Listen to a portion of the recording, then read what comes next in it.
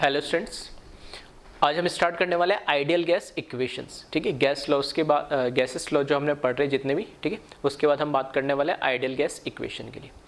तो यहाँ मैंने लिखा है for one mole of gas the value of P into V upon T. इस पूरी की बात हो रही है, ठीक है, जो तीनों हमारे पास वेरिएबल है, प्रेशर, वॉल्यूम और टेम्परेचर, तो P into V whole divided by T temperature. ठीक है, इस पूरे टर्म की बात हो रही कि इन तीनों का जो कॉम्बिनेशन है P इंटू वी का मल्टीप्लिकेशन और उसको डिवाइड करें टेम्परेचर, तो इसकी जो पूरी की वैल्यू है किसके लिए, वन मोल ऑफ गैस के लिए, उसकी बात कर रहे हैं। For one mole of gas the value of P V upon T at different condition. Different condition से मतलब क्या है, that is different value of pressure, volume and temperature is always constant and it is equals to R. ठीक है, capital R which is known as universal gas constant. That means जो हमारे पास तीन variable है, प्रेशर, वॉल्यूम और temperature, तो इन तीनों की वैल्यू मतलब प्रेशर और वॉल्यूम को हमेशा मल्टीप्लाई करो और उस पूरी वैल्यू को टेम्परेचर से जब भी डिवाइड करोगे तो एक कांस्टेंट वैल्यू मिलेगी आपको हमेशा हर एक कंडीशन पे। मतलब कुछ भी हो सकता है, वो नहीं है कि मैं बोलूँ कि एटमॉस्फेरिक प्रेशर 1 atm ही होना चाहिए, जो स्टैंडर्ड एसटीपी का वॉल्यूम 22.4 ही होना चाहिए, टेम्परेचर 273 केल्विन ही होना चाहिए, ऐसा कुछ नहीं। तुम्हारा जो मन करे प्रेशर लो, तुम्हारा जो मन करे वॉल्यूम करो, तुम्हारा जो मन करे temperature low at different values of pressure, volume और टेम्परेचर। अब इसका मतलब क्या है, हमारा मन करे जो ले, मतलब मैंने बोला से प्रेशर 1 atm ले लिया, वॉल्यूम में 5000 लीटर ले रहा हूँ, टेम्परेचर मैं ले लूँगा मैंने ले लिया 200 केल्विन, ऐसा नहीं। जिस भी कंडीशंस की हम बात कर रहे हैं, ठीक है, फॉर एग्जांपल की मैं बात करता हूँ, अगर अभी मैं यहाँ पर, ठीक है, इधर सूरत में है, तो सूरत में अभी क्लाइमेट जैसे बारिश हो रही, तो बारिश के मौसम में अगर मैं बाहर निकलूँ तो वहाँ पे प्रेशर क्या है, ठीक है, उस वहाँ पे टेम्परेचर क्या है, और जो हमने लॉज पढ़े जो, ठीक है, जो 3 लॉज पढ़े उसके अकॉर्डिंग वहाँ पर उसका वॉल्यूम क्या आ रहा है, नहीं, ठीक है, 1 लीटर 2 लीटर जो भी है उस प्रेशर टेम्परेचर पे उस लॉ के अकॉर्डिंग, तो वो जो कंडीशंस है उसके अकॉर्डिंग, ऐसा नहीं जो मन करे से मेरा मतलब है कि इसी कंडीशन को मैंने वेरी करा कि प्रेशर को बढ़ा दिया, ठीक है, एक वेरिएबल को कांस्टेंट करा तो दूसरे वेरिएबल पे क्या इंपैक्ट आएगा, कहाँ से पता लग रहा है मुझे, गैस लॉ से। ठीक है, फॉर एग्जांपल बॉयल्स लॉ की अगर बात करूं तो क्या टेम्परेचर कांस्टेंट, ठीक है, तो टेम्परेचर कांस्टेंट है तो वॉल्यूम और प्रेशर में क्या रिलेशन हो जाएगा, ठीक है, इनवर्स रिलेशन हो जाएगा। अगर मैं प्रेशर बढ़ाऊंगा 1 atm से, ठीक है, 10 atm कर दूंगा तो वॉल्यूम कुछ कम होगा। तो कहने का मतलब है कि इनमें जो वेरिएशन होगा वो ऑलरेडी हम पढ़ चुके हैं, जो लॉज है, यानी तो मैं कह रहा हूं कि किसी भी यानी मतलब एक वेरिएबल चेंज करोगे तो दूसरे वेरिएबल में अपने आप कहीं ना कहीं चेंज आना ही आना है। तो उस रेस्पेक्ट से मैं बोल रहा हूँ डिफरेंट वैल्यू, मतलब कोई भी वैल्यू ले लो, कोई भी वैल्यू से 3 अपने मर्जी से कोई वैल्यू नहीं लेनी है, उस कंडीशन में वैल्यू लेनी है, और उस कंडीशन में आप किसी भी 1 या 2 वेरिएबल को चेंज करोगे तो तीसरे वेरिएबल को हमने क्या रखना पड़ता है, कॉन्स्टेंट। उस रेस्पेक्ट से बोल रहा हूँ, ठीक है, इस बात को ध्यान से समझना इसके कहने का मतलब क्या है, क्योंकि बच्चे क्या करेंगे, अब जैसे मैंने बोला कि कोई भी कंडीशन तो जो मन आएगा P की वैल्यू रखिए, जो मन आए V की वैल्यू रखेंगे, जो मन आए T की वैल्यू रखेंगे और फिर कैलकुलेट करेंगे, सर ये तो आई है, हर बार अलग आंसर आ रहा है। तो मैं वही समझा रहा हूं कि ऐसा मत करना, जो मन में है वो नहीं, किसी एक कंडीशन को लेना, उस कंडीशन में फिर आप वेरिएशन करना, क्योंकि एक वेरिएबल को जब वेरी करोगे तो कोई ना दूसरा वेरिएबल उसके अकॉर्डिंग चेंज होना ही होना है, और उसके अकॉर्डिंग मतलब कुछ भी ले लो, इसकी जो इनका जो कॉम्बिनेशन है P into V upon T का, वो हमेशा क्या आना है, कॉन्स्टेंट आना है, ठीक है। और वो जो कांस्टेंट वैल्यू आती है उसको हमने एक नाम दिया कैपिटल आर, और उसको एक्चुअल में क्या बोलते हैं, यूनिवर्सल गैस कांस्टेंट, ठीक है, उसको क्या बोलते हैं हम, यूनिवर्सल गैस कांस्टेंट बोलते हैं। तो वही लिखा है मैंने यहाँ पे, P into V divided by T equals to R, ठीक है, P into V divided by T equals to R. ये 1 मोल ऑफ गैस के लिए ये हम ऑलरेडी डिफाइन कर चुके हैं। अगर मेरे पास n मोल्स, ठीक है, n मोल्स मतलब 10 मोल, 15 मोल्स, 100 मोल्स, 1000 मोल, 726 मोल, जितने भी n मोल्स है, तो उसके लिए मैं क्या कर दूंगा, अगर ये 1 मोल के लिए r वैल्यू आ रही है तो कांस्टेंट तो है ये, तो n मोल्स के लिए कितनी आ जाएगी, nr, तो वही लिखा PV equals to T equals to nr for n mole of gas. कुछ नहीं करा, सिंपल T को क्रॉस मल्टीप्लाई करा तो PV इक्वल्स टू nRT। ये जो इक्वेशन मिली है, ठीक है, वो ऊपर ऑलरेडी लिखी हुई है, लेकिन इस फॉर्म में हम जो लिखी हुई है उसी को हम क्या बोलते हैं, P pressure into volume is equals to number of moles into gas constant into temperature, PV equals to nRT। ये इक्वेशन को ही हम क्या बोलते हैं, ideal gas equation for n mole of gas, ठीक है, n की जगह यहाँ 1 रख दूंगा तो 1 मोल हो जाएगा, 2 रख दूंगा तो 2 मोल हो जाएगा, तो PV इक्वल्स टू nRT ये आइडियल गैस इक्वेशन है। अब यहाँ पे सबसे इंपॉर्टेंट एक फैक्टर जो नया इंट्रोड्यूस हुआ वो हुआ R, जिसको हम बोलते हैं यूनिवर्सल गैस कांस्टेंट। यूनिवर्सल क्यों बोला गया है, क्योंकि यूनिवर्सल के अकॉर्डिंग कहीं पे भी ठीक है, किसी भी सिटी में, किसी भी विलेज में, किसी भी स्टेट में, किसी भी कंट्री में, ठीक है, किसी भी सिचुएशन में, कंडीशन में आप चले जाओ, ठीक है, आर की वैल्यू हमेशा क्या रहती है, कांस्टेंट रहती है। ठीक है, फिर से बोल रहा हूं, आर की वैल्यू हमेशा कांस्टेंट रहती है। लेकिन अब जैसे ही चैप्टर आगे बढ़ेगा, अभी जस्ट जैसे मैं आर की वैल्यू की बात करूंगा, ठीक है, आर की वैल्यू की बात करूंगा तो मैं आर के 3-4 वैल्यू ऑलरेडी बता दूंगा, और आर की वैल्यू हो सकता है कितनी भी वैल्यूज निकाल सकते हो, कोई फर्क नहीं पड़ता, अलग अलग डायमेंशन में अलग अलग वैल्यू आएगी। तो वही बच्चा बोलता है, अभी तो सर आपने बोला था यूनिवर्सल गैस कांस्टेंट होता है, एक ही वैल्यू होती है हमेशा, कहीं पे भी आप यहाँ बात करो, इंडिया में बात करो, ऑस्ट्रेलिया में बात करो, यूएस में बात करो, तो अभी तो आपने हाथों हाथ ही वैल्यू इसकी चेंज कर दी। तो ये वैल्यू इसलिए चेंज हो रही है आर की वैल्यू, क्योंकि यहाँ पर हमारा जो यूनिट सिस्टम है उसमें उनकी यूनिट्स चेंज हो जा रही है।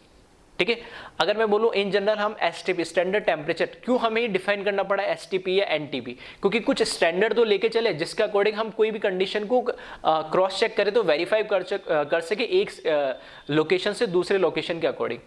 मेरा मन आ रहा है यहाँ पे एमकेएस में यूनिट ले रहा हूँ, कोई सीजीएस में ले रहा है, कोई किस में ले रहा है, ठीक है, तो एक हमें यूनिट सिस्टम इसलिए देना पड़ा ताकि हमारी जो रिजल्ट है उसको, ठीक है, ऐसा नहीं रिजल्ट जो यहाँ आ रहा है और जो रिजल्ट कोई दूसरे सिस्टम में चेक करेगा उसके गलत आएगा, नहीं, रिजल्ट दोनों के सेम आ जाएंगे, ठीक है, लेकिन उनको क्रॉस वेरीफाई करने में, अंडरस्टूड करने में, हमको समझने में आसान होगा। ठीक है, पहले उनका रिजल्ट लेंगे, फिर अपने में कन्वर्ट करेंगे, फिर हम समझेंगे, हमारा रिजल्ट सामने वाले को देंगे, फिर वो कन्वर्ट करेगा, तो बार बार कन्वर्जन की प्रॉब्लम ना हो, तो सिस्टम डिफाइन किया गया। तो आर की वैल्यू है तो कांस्टेंट एक ही वैल्यू होती है, लेकिन जैसे जैसे उसकी यूनिट चेंज करते जाओगे, ठीक है, क्योंकि आर की वैल्यू यूनिट एंड डायमेंशन आप पढ़ चुके हो फिजिक्स में, ठीक है, बेसिक मैथमेटिक्स में, तो यहां से पता लग रहा मोल की तो कोई यूनिट नहीं होती। तो आर की वैल्यू की अगर मैं बात करूं, आर की क्या यूनिट होगी, कांस्टेंट है, लेकिन यूनिट जरूर होगी। क्यों होगी? क्योंकि ये जो आर है किसके बराबर आ रहा है, प्रेशर, वॉल्यूम और टेम्परेचर, इन तीनों की यूनिट मिलकर तो आर की यूनिट बनेगी। ठीक है, यही तो पढ़ते हैं हम यूनिट एंड डायमेंशन में। तो आर की भी यूनिट है। अब ये यूनिट जो आर की यूनिट है और आर की जो वैल्यू है, जैसे प्रेशर अगर एटम से मैंने किस में कन्वर्ट कर दिया, न्यूटन मीटर में कन्वर्ट कर दिया, टॉर में कर दिया, बार में कन्वर्ट कर दिया, पास्कल में कन्वर्ट कर दिया, वैसे आर की वैल्यू भी चेंज हो जाएगी। वॉल्यूम को मैं क्या लीटर में भी लिख सकता हूँ, मिली लीटर में भी लिख सकता हूँ, मीटर क्यूब में लिख सकता हूँ, सेंटीमीटर क्यूब में, डेसीमीटर क्यूब भी, कुछ भी लिख सकता हूँ। टेम्परेचर को ध्यान रखना, टेम्परेचर हमेशा सिर्फ केल्विन में लेना है, इसको डिग्री सेल्सियस नहीं रखना है, ठीक है, टेम्परेचर को केल्विन रखना है, तो ये तो केल्विन में लगेगा। लेकिन जैसे जैसे प्रेशर और वॉल्यूम को मैं वेरी करता जाऊंगा, आर की वैल्यू भी क्या होती जाएगी, चेंज होती जाएगी। इसलिए वो जो तुम्हें आर की वैल्यू होती है कि कौन सी कब यूज करनी है, तो वो डिपेंड करेगी कि वहां पे प्रेशर क्या दे रखा है, वॉल्यूम क्या दे रखा है, मतलब प्रेशर की यूनिट क्या दे रखी है, वॉल्यूम क्या यूनिट दे, उसके अकॉर्डिंग हमें आर की वैल्यू यूज करनी होती है। फिर भी हम कम से कम 3 वैल्यू तो मैं बताने वाला हूं आर की, जिससे हमें याद रखनी है, ठीक है, बिल्कुल समझाऊंगा उसको कैसी वैल्यू है वो भी मैं कैलकुलेट करके बताऊंगा, लेकिन वो 3 वैल्यू तो एटलीस्ट आप याद रखें। उसके अलावा जितने इनफाइनाइट सिस्टम में इसको या इनफाइनाइट इसकी वैल्यूज निकाल सकते हो, कुछ भी आपकी जो मन करे प्रेशर की यूनिट ले लो, जो मन करे वॉल्यूम की यूनिट ले लो, और उसकी वैल्यू चेंज होती रहेगी। चेंज मतलब यूनिट वाइज चेंज होती रहेगी, लेकिन है तो वो एक कॉन्स्टेंट ही। ठीक है, तो ये थोड़ा सा और क्लियर होगा, अभी मैं आगे समझाऊंगा, तो एक बार इसको पहले कॉपी कर ले आप।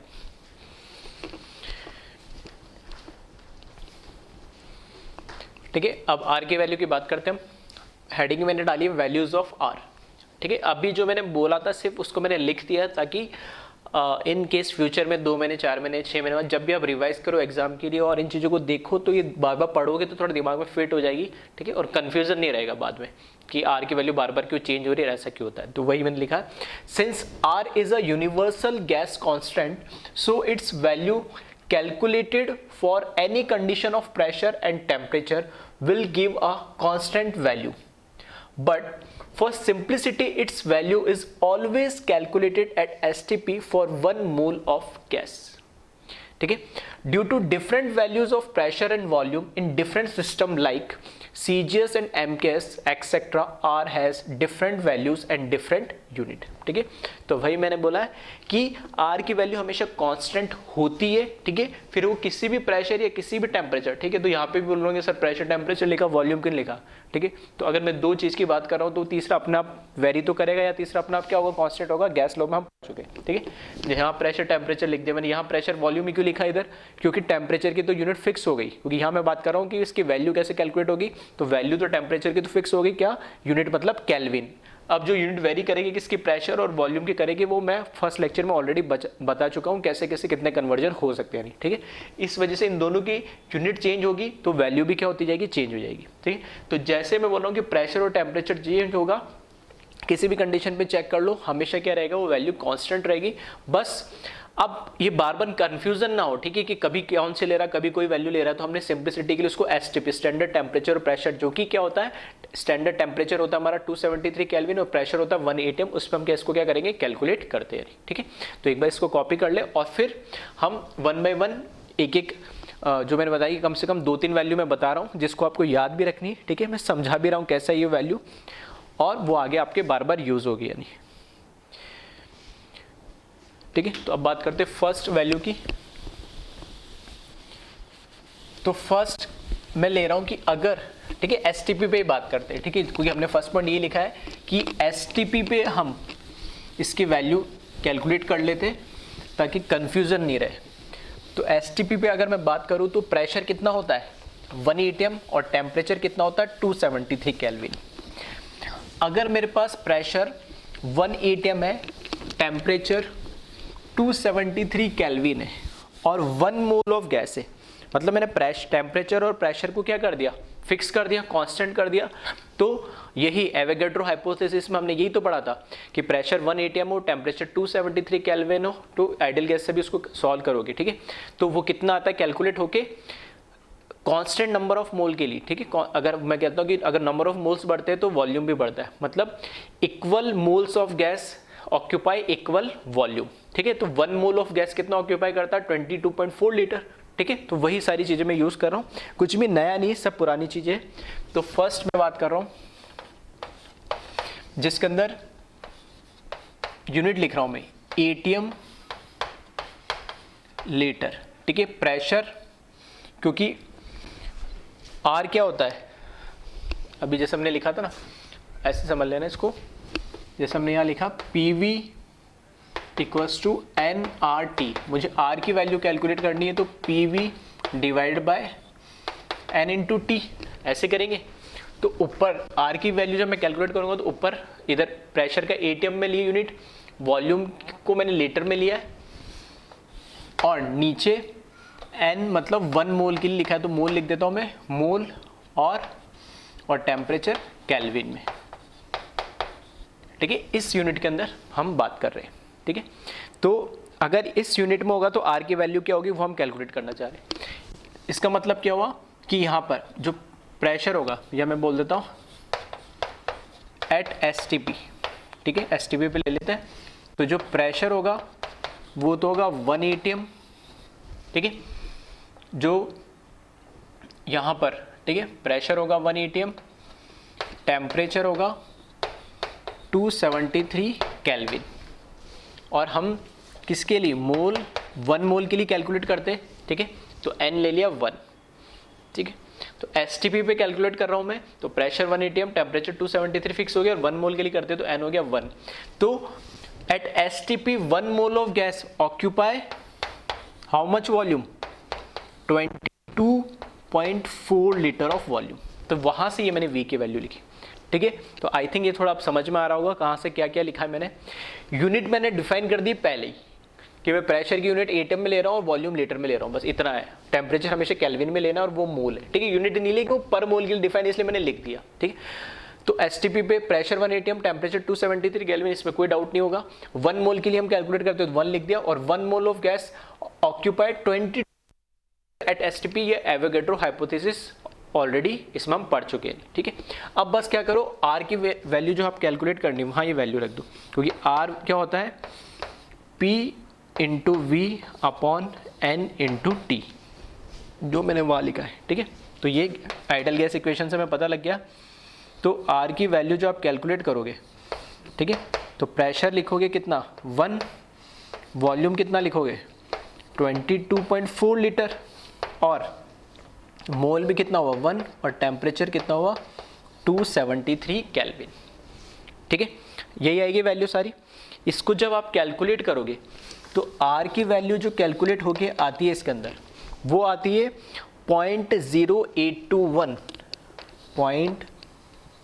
0.0821, ठीक है। चाहो तो आप कैलकुलेट करके देख लेना। और यूनिट क्या आ जाएगी इसके लिए, ATM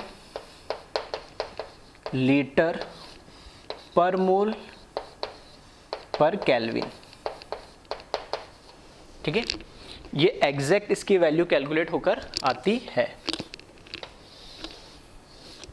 ये पहली वैल्यू है, सबसे इंपॉर्टेंट है, ठीक है। इसको आपको क्या करना है, याद रखना। आर की वैल्यू अगर प्रेशर की यूनिट एटीएम में दे रखी हो, अगर प्रेशर की यूनिट एटीएम में दे रखी हो, तो प्रेशर एटीएम में और वॉल्यूम लीटर में दे रखा हो, तब आपको आर की वैल्यू क्या यूज करनी है, 0.0821 आपको यूज करनी है, ठीक है।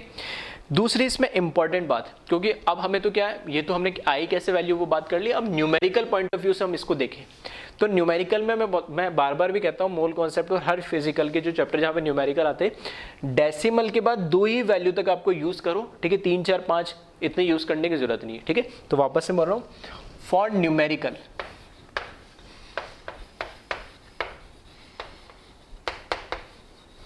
ठीक है, फॉर न्यूमेरिकल आर की वैल्यू आप यूज करो 0.08 बस।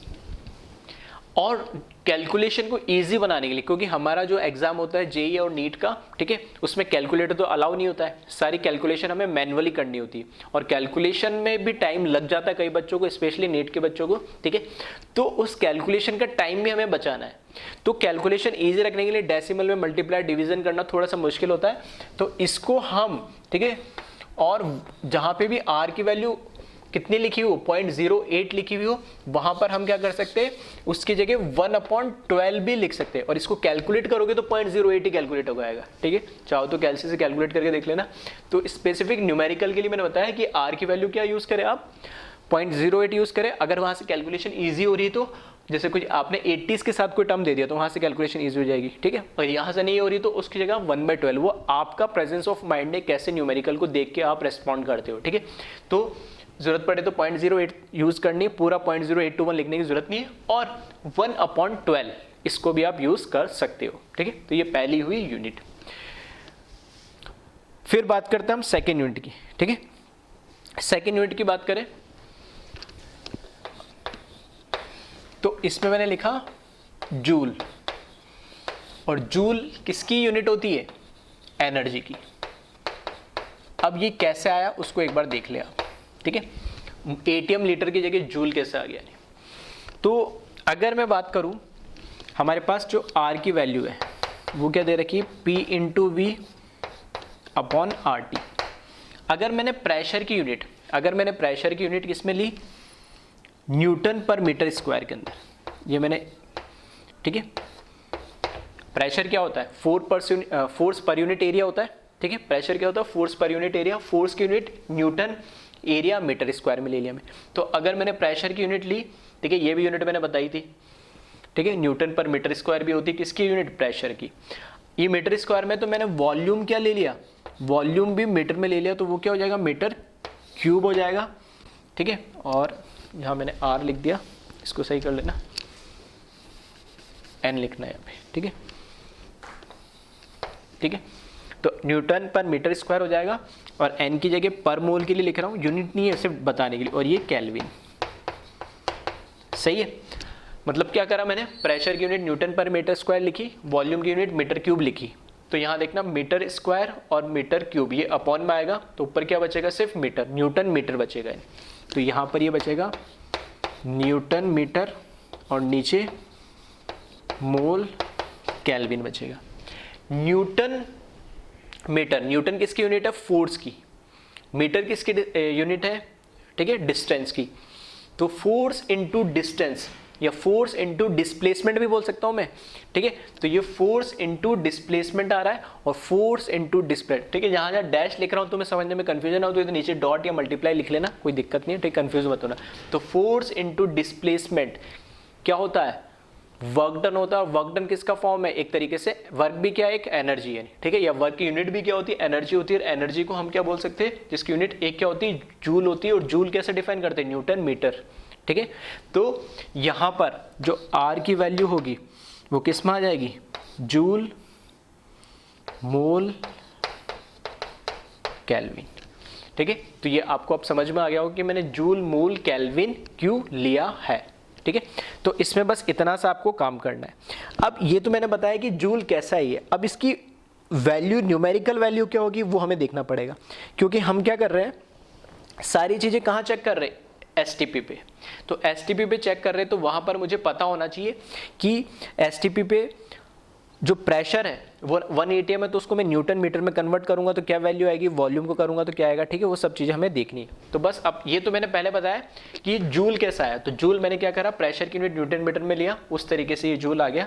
अब बात करते हैं, क्योंकि सारी बात क्या हो रही है, STP पे हो रही है, और STP पे हो रही है, बस मुझे क्या करना है, जो STP का प्रेशर है उसको किस में कन्वर्ट करना है, न्यूटन मीटर स्क्वायर में, टेम्परेचर तो वही रहेगा, वॉल्यूम जो है उसको किस में कन्वर्ट करना है, मीटर क्यूब के अंदर, ठीक है। तो यहाँ देखिए कन्वर्ट आप एक बार कर ले, तो यहाँ पे जो प्रेशर होगा, जो हमारा STP पे 1 atm होता है, ठीक है, यह बेटर है आप एक बार इसको कॉपी कर ले, मैं इस साइड लिख देता हूँ इसको, ठीक है, एक बार वीडियो को पॉज करके कॉपी कर लेना इसको। तो यहाँ से देखिए अब, ठीक है, लिखा हुआ ये, इसको मैं यूज़ कर लेता हूँ एट STP, ठीक है। तो एट STP हमें पता है जो प्रेशर होता है वो कितना होता है, 1 atm होता है, और atm को मुझे किस में कन्वर्ट करना है, न्यूटन पर मीटर स्क्वायर में। तो यूनिट कन्वर्जन से आपने जो मैंने बताया था उससे पता लग ही गया होगा कितना होगा ये, 101.325 इंटू 10⁻³ न्यूटन पर मीटर स्क्वायर, ठीक है। ये मैंने जो atm है इसको किस में कन्वर्ट कर दिया, न्यूटन पर मीटर स्क्वायर के अंदर। इसी तरीके से जो टेम्परेचर है वो तो सेम ही रहना है, 273 केल्विन, टेम्परेचर में कोई चेंज नहीं आना है। वॉल्यूम जो होता है, ठीक है, क्योंकि 1 मोल के लिए कैलकुलेट करना है, और STP पे जो वॉल्यूम होता है वो कितना हो जाता है, 22.4 लीटर। तो उस 1 मोल जो वॉल्यूम है STP, उसको अब कन्वर्ट करना पड़ेगा किसके अंदर, मीटर क्यूब के अंदर। तो वो देखिए n की वैल्यू 1 ही रहनी है, एंड जो वॉल्यूम 22.4 लीटर था STP में, इसको मैंने कन्वर्ट करा, ठीक है। तो ये कितना हो जाता है मीटर क्यूब में, 22.4 इंटू 10⁻³ मीटर क्यूब, ठीक है। एक बार चेक कर लेना कन्वर्जन, ठीक है। 1 लीटर को मैं कन्वर्ट करूंगा मीटर क्यूब में तो 10⁻³ आ जाएगा। तो ये कन्वर्ट कर दिया। अब बस क्या कर रहा हूँ, वैल्यूज रख दो। तो R की जगह P की जो वैल्यू रखेंगे ये रखेंगे, टेम्परेचर ये है ही हमारे पास, N की वैल्यू पता लगी, और वॉल्यूम ये। तो यहाँ पर मैं रख रहा हूँ 101.325 इंटू 10⁻³ न्यूटन पर मीटर स्क्वायर, ठीक है। P इंटू फिर क्या लिखेंगे, वॉल्यूम, तो 22.4 इंटू 10⁻³ मीटर क्यूब, और मोल की जगह क्या लिखेंगे, 1 मोल, और टेम्परेचर 273 केल्विन, ठीक है। तो यहाँ से इस R के वैल्यू को आप कैलकुलेट कर लेंगे, ठीक है।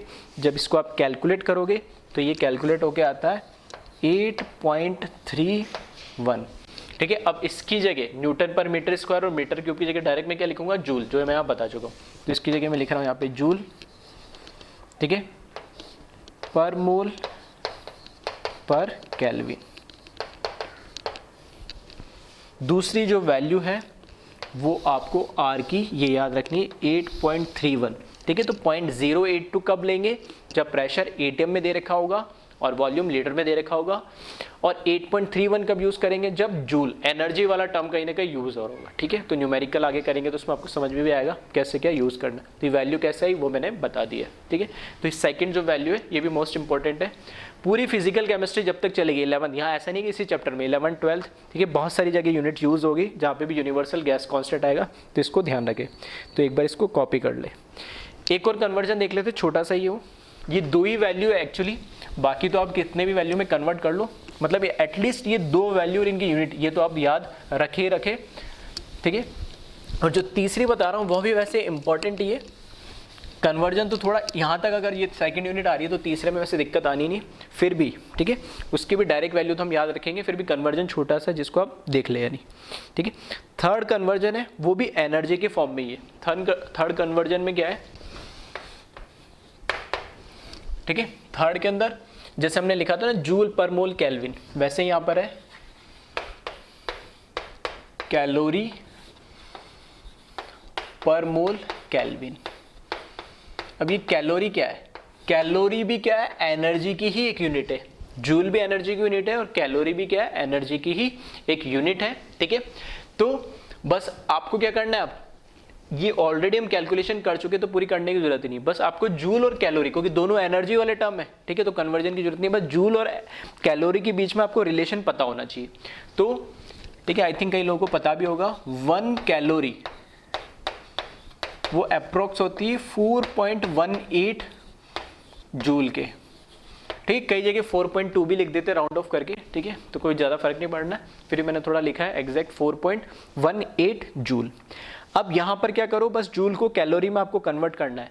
तो जो ये वैल्यू दे ही रखी है मुझे, आर की वैल्यू 8.31, इसको क्या करूँ 4.18 से क्या कर दूँ, डिवाइड कर दूँ, तो ये किस में कन्वर्ट हो जाएगा, कैलोरी मोल केल्विन में, ठीक है। अल्टीमेटली मैंने बस क्या करा, जूल को किस में कन्वर्ट कर दिया, कैलोरी में, बाकी तो वो यूनिट एज इट इज ही रहेगी, उसमें कोई दिक्कत नहीं आएगा। अब इसको थोड़ा सा आप देखोगे तो 4.18 का डबल करोगे, ठीक है, तो 4.18 का जब आप डबल करोगे तो देखो खुद से थोड़ा सा सोचो क्या वैल्यू आएगी, ठीक है।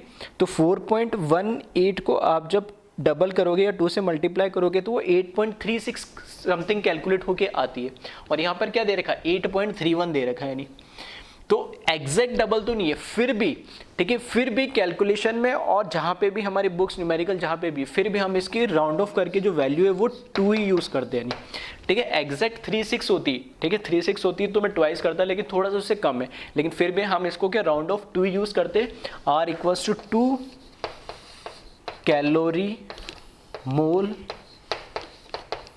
केल्विन। और ये मैं अपनी मर्जी से नहीं राउंड ऑफ कर दे रहा हूँ या अपनी मर्जी से नहीं बता रहा हूँ कि ऐसे कर लेना, ठीक है। जो कैलकुलेशन में स्टैंडर्ड कंपटीशन एग्जाम में हम यूज़ करते हैं वही चीज़ें मैं बताता जा रहा हूँ, कि जैसे 0.0821 को पूरा यूज़ करने की जरूरत नहीं, कई कई जगह यूज़ कर लेते, डिपेंड करता है न्यूमेरिकल में इस तरीका का कोई टर्म दे रखा है जिससे वो कैंसिल ईजिली हो जाए, तब तो हम पूरा यूज़ कर लेते, अदरवाइज 0.082 या 1/12 यूज़ करते। इस तरीके से यहाँ पे इसकी वैल्यू भी 8.31 यूज़ करते हैं 2 डेसिमल तक, और ये 2 से कुछ छोटा है, लेकिन हम एग्जैक्ट इसकी राउंड ऑफ करके 2 यूज़ कर लेते ताकि कैलकुलेशन ईजी हो।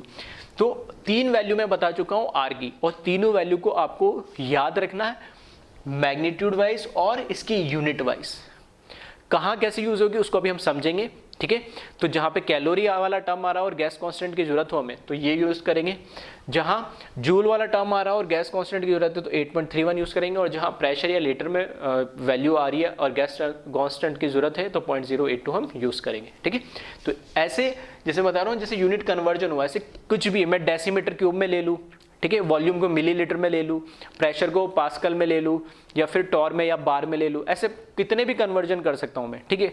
तो वो आप पे डिपेंड करता है, लेकिन मैंने कम से कम 3 वैल्यू तो आपको आर की ध्यान रखनी है। डायरेक्ट कन्वर्जन कैसा है वो मैंने बता दिया, लेकिन डायरेक्ट आपको ध्यान रखनी है ताकि आगे हम न्यूमेरिकल कैलकुलेशन फास्ट कर जाए। इवन आजकल तो आर की वैल्यू क्वेश्चन में न्यूमेरिकल में गिवन भी आती है कि आपको आर की स्पेसिफिक ये वैल्यू यूज करनी है, ठीक है, लेकिन वो हम रिलायबल नहीं रह सकते कि हर बार पेपर में हर क्वेश्चन में लिखा हुआ हो। हम तो खुद इस चीज को फास्ट रहे और इतना फॉरवर्ड रहे और इतना यूज टू हो कि हमें क्वेश्चन पढ़ते समझ में आने चाहिए आर की कौन सी वैल्यू यूज होती है, ठीक है। तो ऐसा नहीं कि हर एक क्वेश्चन में दी होगी, कई बार दे भी देता, कई बार नहीं भी देता, लेकिन ठीक है हम किसी पे डिपेंड नहीं होना चाहते, कुछ जो वैल्यूज है वो हमें खुद को, ठीक है, ये वैसे कांस्टेंट एक गिवन होगी, लेकिन अब इसमें दिक्कत क्या आती है कि गिवन तो होगी, ठीक है, तो स्पेसिफिक आजकल कई बार क्वेश्चन के साइड में जैसे यहाँ क्वेश्चन खत्म हुआ वही ब्रैकेट लिख दिया R = यूज दिस, ठीक है, तो वहां से तो कोई दिक्कत ही नहीं। लेकिन कई बार वैल्यू नहीं दे रखी होती तब हम कंफ्यूज जाते हैं कि R की कौन सी वैल्यू यूज करें, क्योंकि अभी मैंने 3 बता दी, तो ऐसे कई हो सकती है, तो 3 में तो कंफ्यूजन आ जाता है, इसलिए मैंने स्पेसिफाई कर दिया कि 3 वैल्यू को याद रखें, यूनिट देख के हम उसको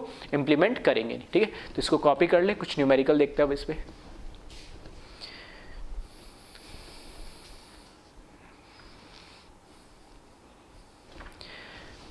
तो फर्स्ट न्यूमेरिकल देखिए इसमें,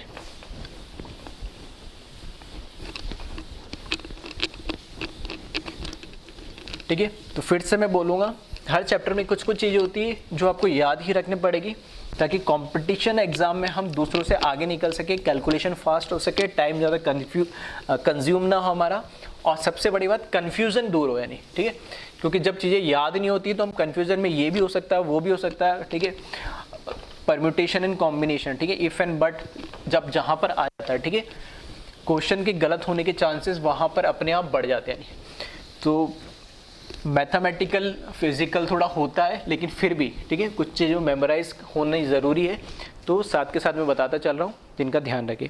फर्स्ट क्वेश्चन की यहाँ पे बात करें हम, ठीक है, क्वेश्चन दे रखा है calculate pressure exerted by calculate pressure exerted by 48 gram of oxygen gas, ठीक है, calculate pressure exerted by 48 gram of oxygen gas in a container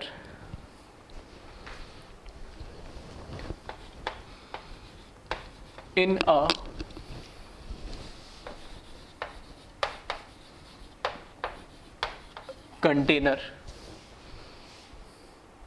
a container of volume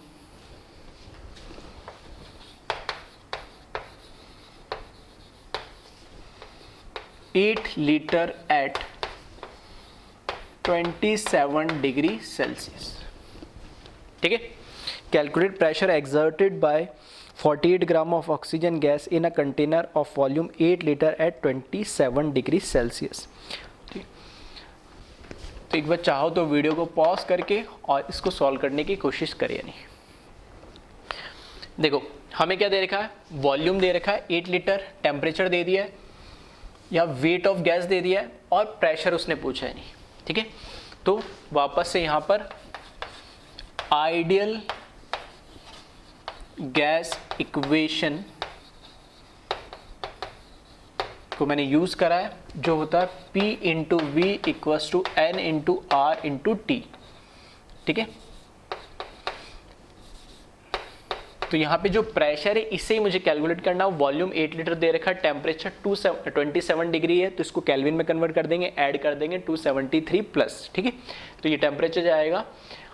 are इसमें क्या यूज करेंगे, तो प्रेशर तो मुझे कैलकुलेट करना है, तो उससे कैसे पता लगा, लेकिन वॉल्यूम लीटर में दे रखा है, तो जो मैं कैलकुलेट करूंगा वो एटीएम में आएगा। अगर आर की वैल्यू क्या मैं यूज करूंगा 0.082, आ रही बात समझ में, इस तरीके से। फिर एन क्या है यहाँ पे, मोल, और मोल का फॉर्मूला क्या होता है दूसरा, वेट अपॉन मॉलिकुलर वेट। तो यहाँ मुझे वेट तो दे रखा, मॉलिकुलर वेट ऑक्सीजन गैस है, गैस का मतलब क्या होता है, किस फॉर्म में एग्जिस्ट करेगी, O2 के फॉर्म में, तो मॉलिकुलर वेट भी अपना मुझे पता लग गया। तो अल्टीमेटली एक ही अननोन वेरिएबल है, ठीक है। तो लिखता हूं मैं यहाँ पे वॉल्यूम 8 लीटर हो जाएगा, ठीक है। मोल्स ऑफ गैस, मोल क्या होगा, weight upon molecular weight which is equals to 48, और ऑक्सीजन का कितना हो जाएगा 32 ग्राम, ठीक है। ऑक्सीजन गैस O2 गैस है यहाँ पे।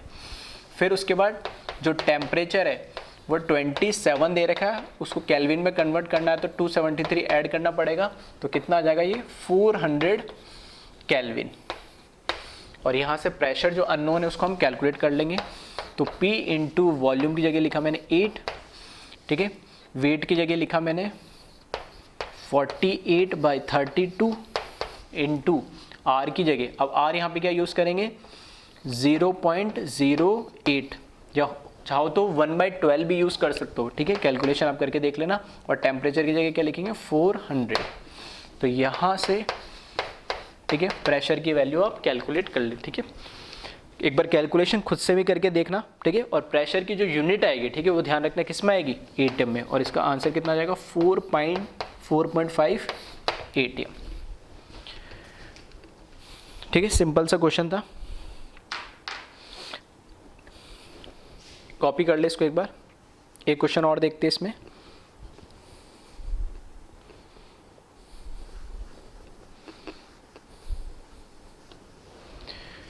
नेक्स्ट क्वेश्चन देखिए इसमें,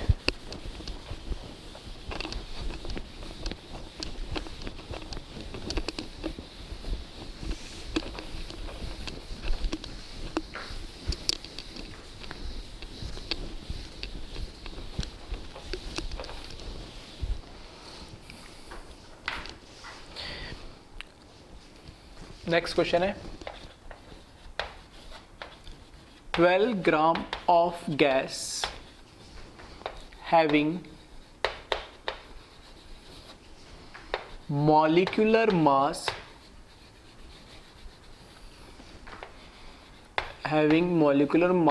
of 120 ग्राम। ठीक है, कोई अननोन गैस है, हमें नहीं पता है, उसका उसने 12 ग्राम दे दिया, 12 ग्राम, और बोल दिया उसका मॉलिक्यूलर मास है वो 120 ग्राम है। ठीक है, फिर दे दिया mass of 120 gram, exert a pressure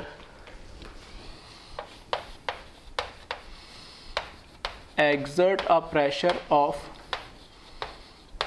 1 atm at T degree Celsius. ठीक है, exert a pressure of 1 atm at T degree Celsius. फिर आगे लिखा है when pressure increases by 10%। ठीक है, जब प्रेशर को हमने 10% बढ़ा दिया, when pressure increases by 10%, then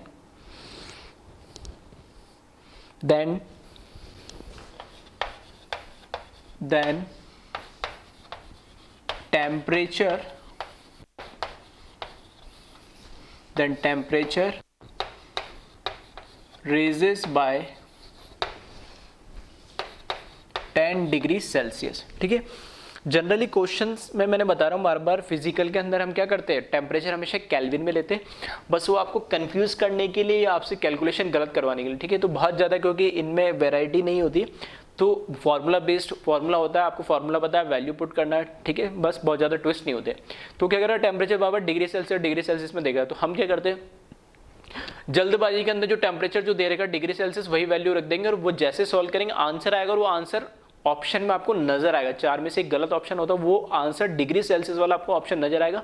और जैसे हम कैलकुलेट करते हैं, पहला जैसे हमारा आंसर मिल जाता है ना, वही हमारा कॉन्फिडेंस यहाँ से यहाँ हो जाता है कि पहली बार में मैंने डाल और देखो आंसर आ गया और टिक लगा आगे बढ़ गए, वही क्वेश्चन हो गया गलत। ठीक है, तो इस तरीके के सिली मिस्टेक्स जनरली, ठीक है, हम करते हैं कॉम्पिटिशन एग्जाम में। ठीक है, और आप भी करते होंगे कि एक वैल्यू आप ऐसा कंफ्यूजन वाली हमेशा, ठीक है, एग्जामिनर जो होता है नीट या जेईई में, वो इस तरीके से रखता है ऑप्शन कि एक वैल्यू जो आपको कंफ्यूज करना वो उसको पता होता है कहाँ पे कंफ्यूज होंगे, और वो ऑप्शन में भी वो वैल्यू रखने पे जो आंसर आएगा वो भी रहता है। तो जैसे वो आंसर आता है तो हमें लगता है अरे आंसर तो मेरा एग्जैक्ट आ गया, तो हम वहीं पे खुश हो जाते हैं, जबकि वहीं पे हम क्या हो गए, गलत हो गए। ठीक है, तो ध्यान रखना, टेम्परेचर जनरली बार बार डिग्री सेल्सियस में दे रखा होता है, लेकिन हमें किस में कन्वर्ट करना है, केल्विन में। बार बार इसलिए बोल रहा हूँ क्योंकि ये बच्चे अक्सर इतने सालों से गलती करते हुए आ रहे हैं, जो मैं ऑब्जर्व करता हूँ। ठीक है, तो यहाँ पे इसने बोला कि जब हम प्रेशर 10% से बढ़ा रहे, ठीक है, तो जब हम प्रेशर 10% से बढ़ा रहे तो जो टेम्परेचर वो 10 डिग्री से बढ़ जा रहा है। तो इसने पूछा है then calculate volume and temperature of gas. ठीक है, चलिए इतना ही लिख देता हूं। ठीक है, हमें वॉल्यूम और टेम्परेचर वी एंड टी, दो वेरिएबल अननोन है इस बार। ठीक है, तो चाहो तो एक बार वीडियो को पॉज करके और ट्राई करना है नहीं। ठीक है,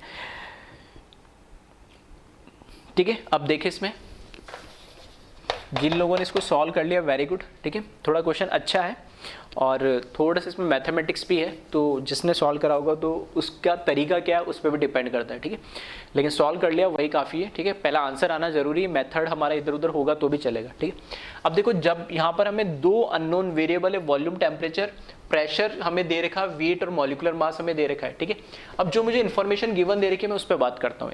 ठीक है, पहले मुझे दे रखा है इसमें कि मुझे पता लग गया कि वॉल्यूम भी आ गया, टेम्परेचर भी आ गया। ठीक है, और क्या आ गया मेरे पास, वॉल्यूम, टेम्परेचर आ गया, प्रेशर आ गया, वेट और मॉलिक्यूलर मास। मतलब यहाँ से मुझे समझ में आ रहा है सारे टर्म यूज हो रहे हैं, मतलब आइडियल गैस इक्वेशन यूज हो रही।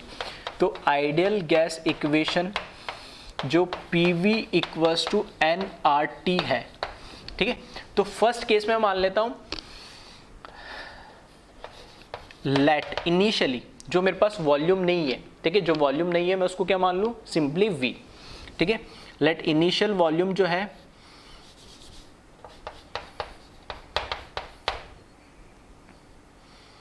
ठीक है, लेट इनिशियल वॉल्यूम की जगह मैं इसको इस तरीके लिख लेता हूँ,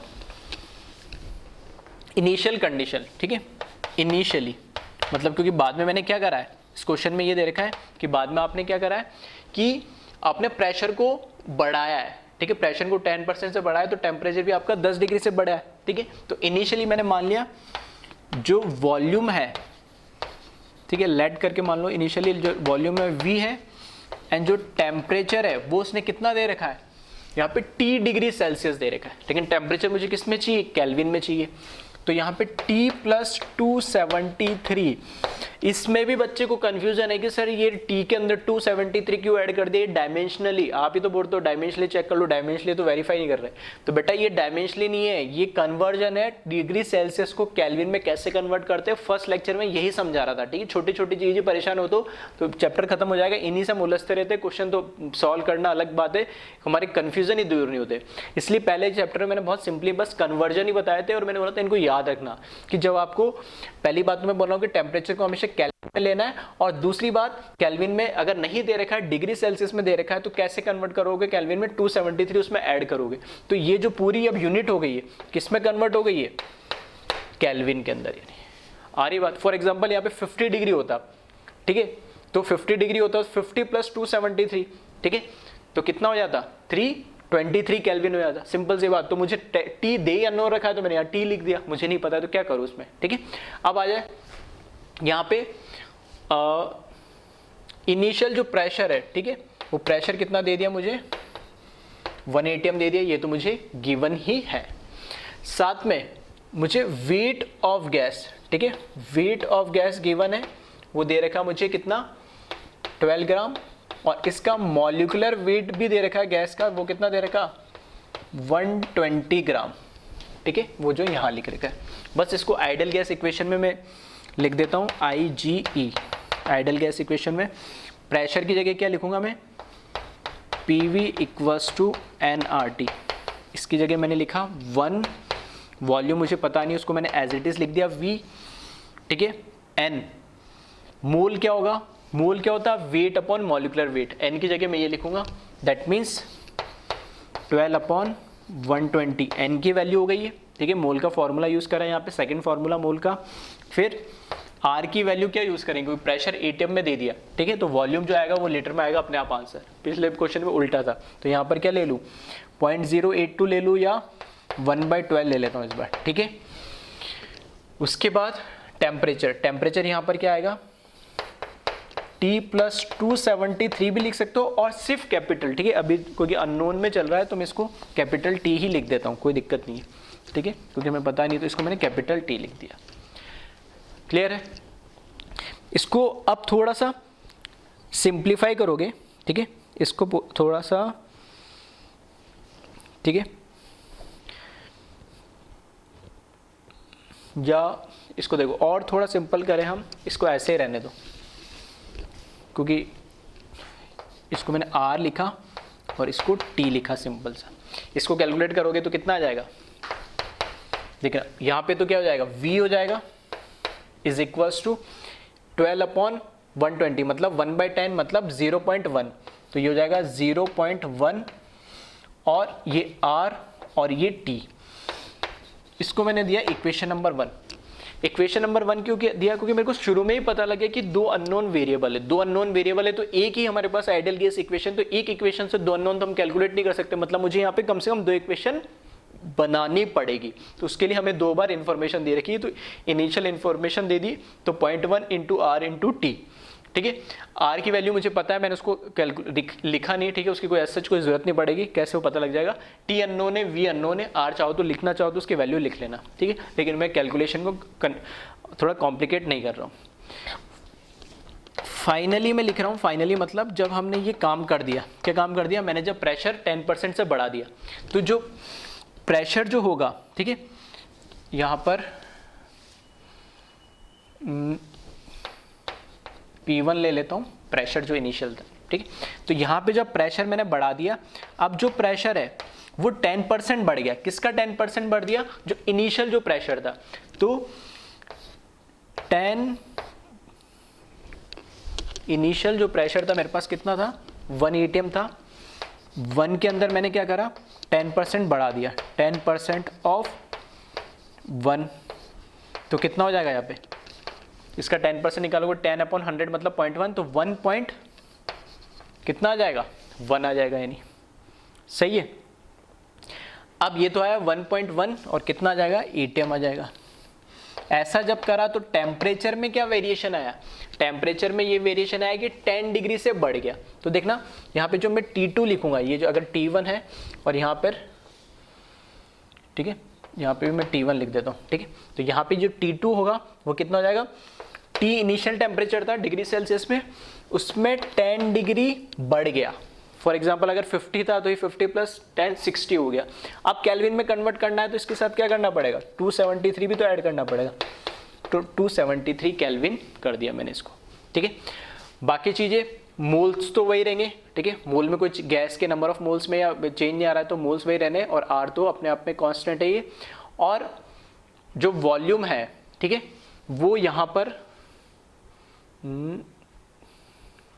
ठीक है, ठीक है, यहाँ पर जो वॉल्यूम है, इधर से देखिए, जो यहाँ पर वॉल्यूम हमें दे रखा है,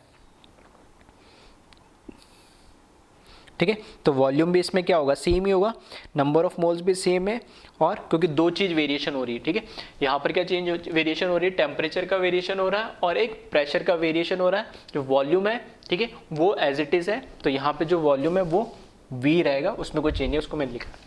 यहाँ पर वापस से मैं IG, ठीक है, आइडल गैस इक्वेशन में अगर लगा देता हूँ तो PV = nRT, PV = nRT में प्रेशर देखना, अब यहाँ पर क्या लिखेंगे 1.1, वॉल्यूम जो हमें पता नहीं है वो कांस्टेंट है V, ठीक है, मोल्स इसके अभी भी, ठीक है, डायरेक्ट लिख दूँ अब, ठीक है, 12/120, ये मोल्स तो उतने ही रहेंगे, फिर इंटू R भी वही है, और टेम्परेचर यहाँ पे इधर T1 था, ठीक है, तो यहाँ पर इस बार क्या आ जाएगा, T2 आ जाएगा।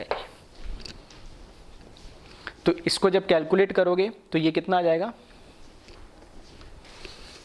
देखना, इसको कैलकुलेट करोगे तो ये आएगा 1.1 V, ये वापस से 0.1 आएगा, ये R आएगा, और यहाँ पे T2 आ जाएगा। अब इसमें देखो वॉल्यूम में तो कोई चेंज नहीं आ रहा, वो तो ठीक है। अब देखना T1 और T2 में क्या रिलेशन है, ठीक है, मेरे पास थोड़ा बोर्ड पे जगह कम है तो थोड़ा सा मैं यही बता दे रहा हूँ, सुन लेना ध्यान से, इधर लिख देता हूँ मैं। अगर मैं T2 की बात करूँ तो T2 के अंदर हमने बोला, देखो अगर मेरे पास 50 डिग्री था उसमें 10 डिग्री बढ़ा दिया तो क्या आएगा, डिग्री सेल्सियस में 60 डिग्री हो जाएगा, ठीक है, ध्यान से सुनना, मैं वर्बली बोल रहा हूँ, लिख लेना भले कागज में, ठीक है। 50 डिग्री T1 था तो उसमें 10 डिग्री बढ़ाया तो कितना आ गया, 60 डिग्री।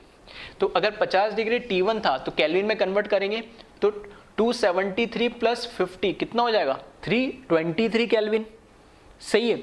अब इसमें 10 डिग्री बढ़ा देंगे तो केल्विन में कितना हो जाएगा, 333 केल्विन। मतलब भले टेम्परेचर केल्विन में हो या भले टेम्परेचर डिग्री सेल्सियस में हो, डिफरेंस तो वो 10 का ही रहेगा ना, ठीक है। तो जो भी इनिशियल टेम्परेचर था T1, मुझे नहीं पता, उसमें जब 10 डिग्री से बढ़ाएंगे तो केल्विन में भी डिफरेंस कितना रहेगा, 10 डिग्री का। तो क्या ऐसा लिख सकता हूँ, T2 = T1 + 10, मतलब जो भी इनिशियल टेम्परेचर था उसमें बस 10 ऐड कर देना, यानी, ठीक है। और यहाँ से भी मुझे दिख रहा है कैसे, तो T + 273, तो T + 273 की जगह क्या लिख सकता हूँ मैं, T1, तो ये T1 लिख दिया और यहाँ 10 आ गया, यानी, ठीक है। बस तो यहाँ से देख ले इसकी जगह और, ठीक है, यह कोई दिक्कत नहीं, इसको सेकंड इक्वेशन लिख दो अब, ठीक है। अब थोड़ी सी कैलकुलेशन खुद से करना, बोर्ड पे थोड़ी जगह कम है।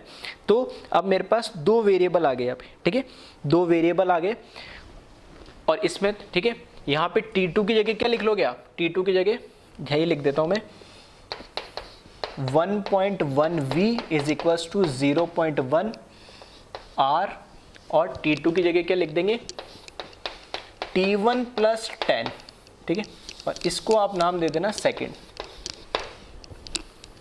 ठीक है। T2 की जगह मैंने क्या लिखा, T1 + 10, उसको आगे सेकेंड।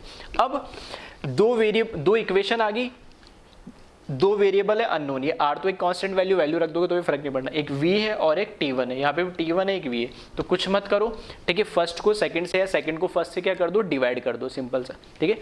तो इस तरीके से लिख दूँ मैं, फर्स्ट डिवाइडेड बाय सेकंड, ठीक है, और इसको क्या कर ले, एक बार कैलकुलेट कर ले। ठीक है, एक बार कॉपी कर लेना, मैं ऊपर से रब कर रहा हूँ थोड़ा।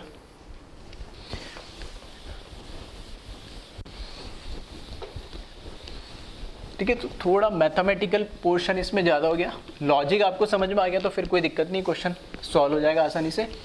बस उसके बाद थोड़ा सा लॉजिक होना चाहिए, 2 अननोन वेरिएबल है तो उसको मुझे कैसे कैलकुलेट करना है। ठीक है, तो फर्स्ट जो इक्वेशन दे रखी है वो मुझे दे रखी है v, सेकेंड के नीचे क्या दे रखा है 1.1 v इज इक्वल्स टू, ठीक है, फिर RHS में दे रखा है 0.1 इंटू RT1, और यहाँ पर क्या दे रखा है 0.1 RT1 प्लस 10।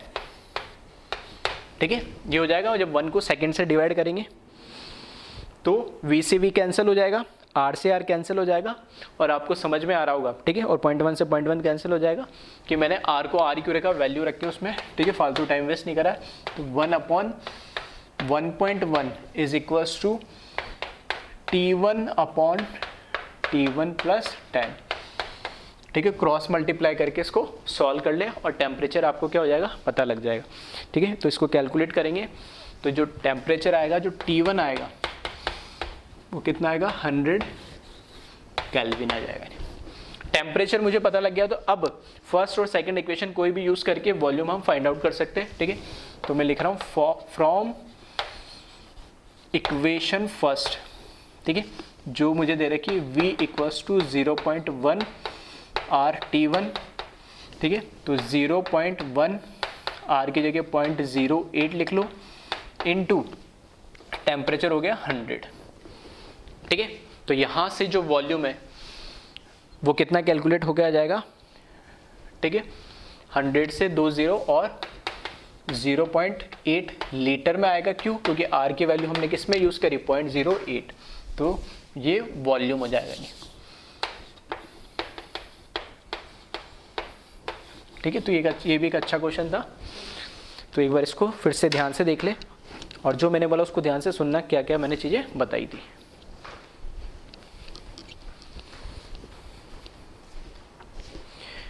ठीक है, लास्ट छोटा सा टॉपिक और रह गया।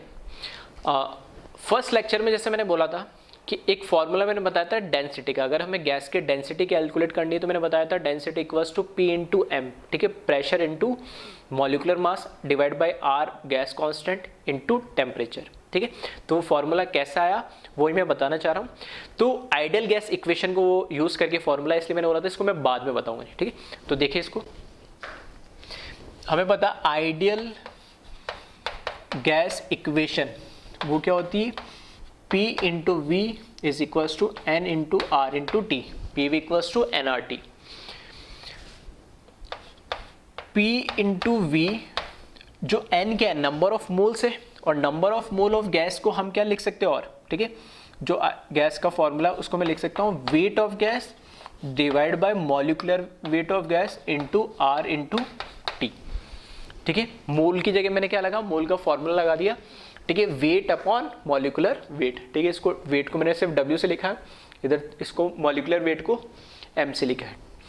अब यहाँ पर देखना मैं क्या चेंज कर रहा हूँ, P को एज इट इज लिखा, V को मैं इधर नीचे ले जा रहा हूँ W के, W लिखा और यहाँ लिखा V into RT upon M।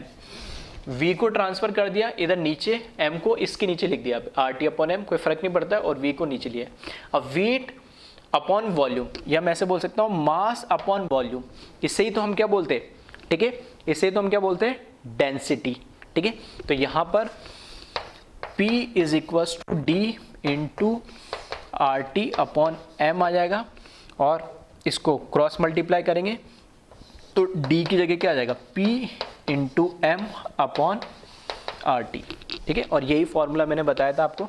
तो ये फॉर्मूला जो डेराइव हुआ आइडियल गैस इक्वेशन की हेल्प से हुआ, इसलिए मैंने बोला था कि इसको मैं थोड़ा आगे बताऊंगा नहीं। ठीक है, तो इस फॉर्मूले को ध्यान रखना, ये भी एक इंपॉर्टेंट फॉर्मूला है अगर आपको गैस की डेंसिटी कैलकुलेट करनी है। ठीक है, तो यहाँ पे ध्यान रखना P का मतलब क्या है, प्रेशर। ठीक है, M का यहाँ पे क्या मतलब है, मॉलिक्यूलर मास ऑफ गैस है, ठीक है। बाकी आर आपको पता ही है, यूनिवर्सल गैस कांस्टेंट है यहाँ पे,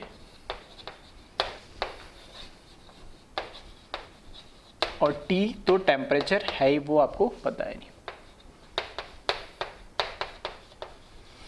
ये जो फॉर्मूला है, ठीक है, इसको ध्यान रखना, ये जो फॉर्मूला है ये किसके लिए? सिंगल गैस के लिए, ठीक है। This formula is for single gas, ठीक है। ये फॉर्मूला किसके लिए? कोई भी एक सिंगल गैस के लिए, ठीक है। अगर यहाँ पर मिक्सचर ऑफ गैसेस आ जाए, ठीक है, एक से ज्यादा गैस का मिक्सचर हो जाए, जैसे मोल कॉन्सेप्ट में निकालते थे, तो फॉर्मूला थोड़ा सा मॉडिफाइड हो जाता है, ठीक है। तो D is equals to P into, ठीक है, M एवरेज लिख रहा हूं। ये M एवरेज क्या चीज है? ये जो M एवरेज है ये कुछ नहीं है, ये एवरेज मॉलिक्यूलर मास है, जो हमने मोल कॉन्सेप्ट में पढ़ा था। जब मिक्सचर ऑफ गैसेस हो जाती है तो हमें उसका एवरेज, ठीक है, दो चीज पढ़ी थी, एवरेज एटॉमिक मास जो आइसोटोप के लिए यूज होता है, और एक एवरेज मॉलिक्यूलर मास AMM जिसको बोलते हैं, ठीक है। तो उसको मैंने शॉर्ट में M एवरेज लिख दिया। फिर से मैं लिख देता हूं, ये किसके लिए? मिक्सचर ऑफ गैस के लिए ये डेंसिटी का फॉर्मूला यूज करेंगे, और सिंगल गैस के लिए डेंसिटी का फॉर्मूला यूज करेंगे। और यहां पे जो M एवरेज में लिखा है, यानी एवरेज मॉलिक्यूलर मास है, ये एवरेज मॉलिक्यूलर मास, ठीक है, जिसको शॉर्ट में हम क्या बोलते हैं? AMM भी बोलते हैं। तो ध्यान रखिएगा, फॉर्मूला एक ही है, सिंगल गैस के लिए बस गैस का मॉलिक्यूलर मास लिखना है, और मिक्सचर ऑफ गैस के लिए उसका एवरेज मॉलिक्यूलर मास लिखना है। और वो कैसे है, मैंने वो भी कैसे कैलकुलेट करते हैं वहां मैंने बताया था, नहीं, ठीक है। एवरेज मॉलिक्यूलर मास अगर आपको कैलकुलेट करना है दो अलग अलग गैस का, ठीक है, तो इसका जो फॉर्मूला है, ठीक है, AMM और AAM, ठीक है। चाहो तो मूल कॉन्सेप्ट को एक बार देख लेना पलट के, ठीक है, किस तरीके से कैलकुलेट किया जाता है, नहीं। तो एक बार इसको कॉपी कर ले, इस पर कुछ न्यूमेरिकल हम देख लेते हैं,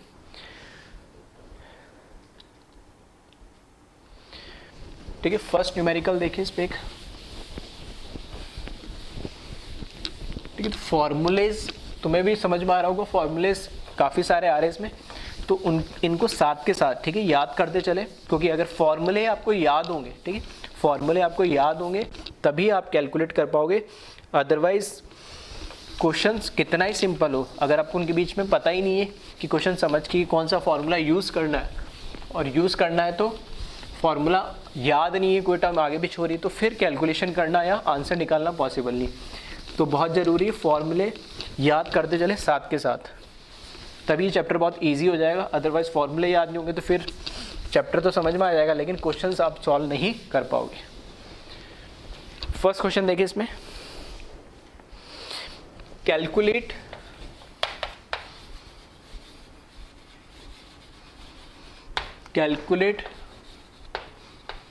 density of CO2 gas at STP, ठीक है। STP पे CO2 की डेंसिटी हमें कैलकुलेट करनी है, ठीक है। तो यहाँ पे, ठीक है, चाहो तो वीडियो को पॉज करके इसको सॉल्व कर ले जल्दी से। डेंसिटी का जो फॉर्मूला है वो हमें पता है, अभी हमने कैलकुलेट करा, P into M molecular mass divide by R into T, ठीक है। तो STP पे बोला है, तो STP पे, ठीक है, तो यहाँ लिख देता हूँ, एट STP प्रेशर कितना हो जाएगा? 1 atm, ठीक है। मॉलिक्यूलर मास ऑफ CO2 कितना है? 44 ग्राम, ठीक है। कार्बन का 12, ऑक्सीजन का 32, ठीक है, 44। R की वैल्यू, ठीक है, एटीएम पे R की वैल्यू, STP पे हम जब एटीएम ले रहे तो R की वैल्यू कितनी हुई? 1/12 यूज़ कर लो या 0.08 यूज़ कर लो। और टेम्परेचर कितना होता है? 273 केल्विन। बस वैल्यू पुट कर दो यहाँ पे। तो density is equals to 1 into 44 divided by, ठीक है, 0.08 इसकी जगह, ठीक है, मैंने लिख दिया, लेकिन 1/12 यूज़ करना है, कैलकुलेशन ईजी हो जाएगी। 273, ठीक है, इसको कैलकुलेट कर ले और डेंसिटी इसकी आ जाएगी कितनी? CO2 गैस की एट STP, ठीक है। तो ये जो डेंसिटी कैलकुलेट होकर आएगी, जो इसकी डेंसिटी, ठीक है, इसका आंसर लिख लेना, जो भी इसकी डेंसिटी कैलकुलेट होकर आती है। और एक बात इसमें खास, ठीक है, अगर आपने ऑब्ज़र्व करा है, ठीक है, मैंने अभी पीछे लिखा ही नहीं, इसको अब लिख लेना, इसकी जो, ठीक है, तो 2 से कुछ कम वैल्यू आएगी, ठीक है, आई थिंक ये 1.96 आएगी। अब यूनिट की बात हो रही है, ठीक है, जो मैं आप बताना चाह रहा था, खास बात क्या है, इसकी यूनिट क्या होगी, ठीक है, एक बार खुद से सोचे, मैं बता देता हूँ फिर, ठीक है। इसकी यूनिट जो होगी, हम जनरली क्या बोलते हैं, ग्राम ml, ठीक है, लेकिन यहाँ जो इसकी यूनिट होगी वो होगी ग्राम पर लीटर। आ रही बात समझ में? क्यों? अब सुनना ध्यान से, प्रेशर ATM में होगा, जो ये मॉलिक्यूलर मास लेते हैं ये हम जनरली किस में लेते हैं, ग्राम में, केजी में नहीं लेते हम, किस में लेते हैं, ग्राम में, ठीक है। और जो आर की जो यूनिट आ रही है, ठीक है, ये ATM में आएगा, मास ग्राम में आएगा, जो आर की यूनिट आ रही है उसमें आर की यूनिट हम कौन सी यूज कर रहे हैं, 0.082, क्योंकि प्रेशर ATM में, प्रेशर ATM में है और आर की वैल्यू 0.082 है, तो वॉल्यूम कौन सा यूज करते हैं हम, लीटर वाला। तो हमें पता है कि डेंसिटी मास अपॉन वॉल्यूम होता है, तो मास तो यहाँ पे केजी नहीं यूज करना है, ग्राम यूज करना है, और वॉल्यूम कौन सा यूज होगा, लीटर में, ठीक है। तो आई थिंक ये चीज समझ में आ रही है जो मैं क्या कहना चाह रहा हूँ। तो इसको नोट की फॉर्म में लिख लेना आप, ठीक है, स्पेसिफिक इस फॉर्मूले के लिए, ठीक है, स्पेसिफिक इस फॉर्मूले के लिख लेना कि unit of density is gram पर ml। जनरली हम यूनिट क्या बोलेंगे, ग्राम पर ml बोलते हैं, लेकिन यहाँ ग्राम पर लीटर आएगी, या केजी पर लीटर बोलते हैं, ठीक है। तो दोनों ना यूज करना, यहाँ पे वेट ग्राम में होगा और वॉल्यूम लीटर में होगा, क्योंकि इस तरीके की यहाँ पे यूनिट यूज करी गई है, ठीक है। तो इसका ध्यान रखिए।